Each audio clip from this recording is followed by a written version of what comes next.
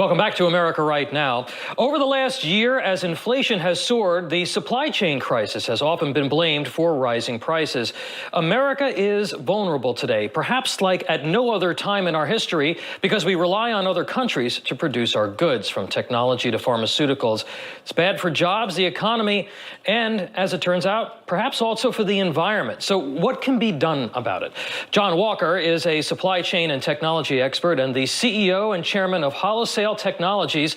He joins us now in studio to discuss. John, good to see you. Thank you for having me, Tom. So, John, you actually helped manage these large port and cargo facilities, and there's been so much discussion about the supply chain crisis, but not a lot of solutions.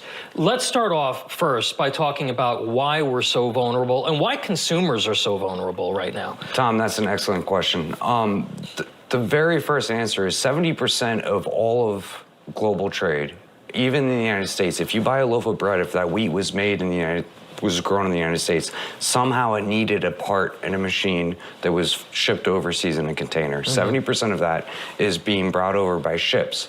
Now, there are 3 major shipping alliances that run these ships, none of which have American companies, meaning we are completely dependent on the ships of other countries to get these supplies and goods to our consumers.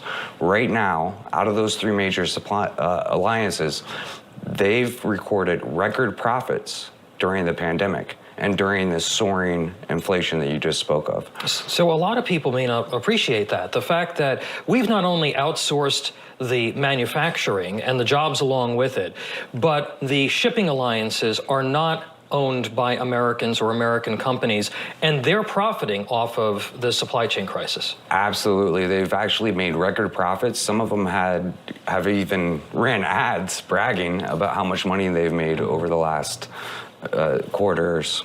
Last year. So, John, what can be done and what should we be doing in this country to actually secure the supply chain? Tom, that's a really good question, a very complex question.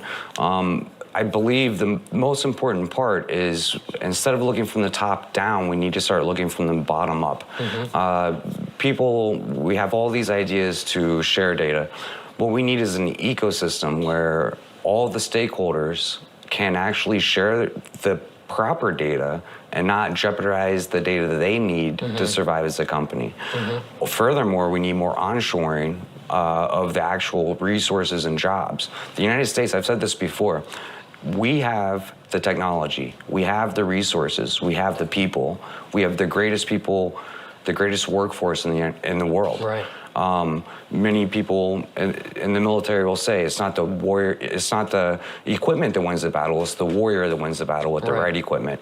We have the right equipment, we have the best workforce, we have the resources. You know, John, we've been talking about Earth Day on the show. I mentioned it later. And the left in this country says, I need to pay more to power my home. I need to buy the more expensive electric car.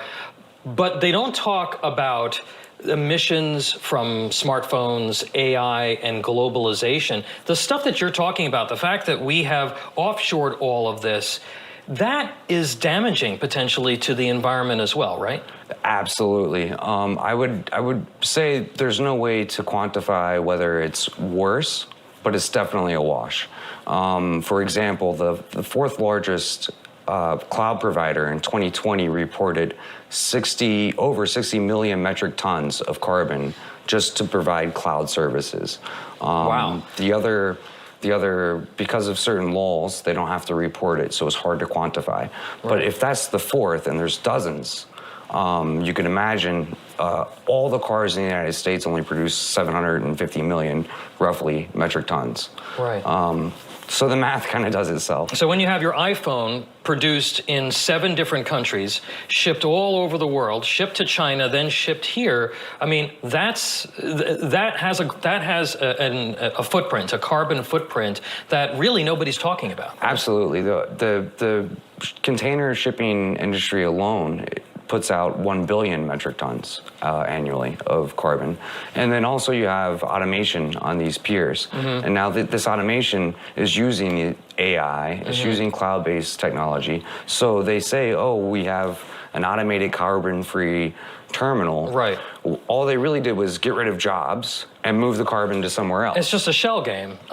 Exactly. John, I have to ask you this before we go real quickly. A lot of people, you're in the technology business, you're in the tech industry.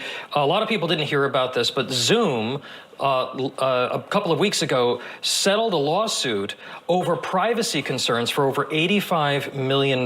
Privacy is a really big issue. A lot of people don't realize that their data just isn't secure. What are some of the things that folks can be doing? Well, right now we've actually launched, our company's launched a encrypted end-to-end video conferencing platform where you can speak for individuals or for businesses. Right. We don't record your data. We don't even see your data.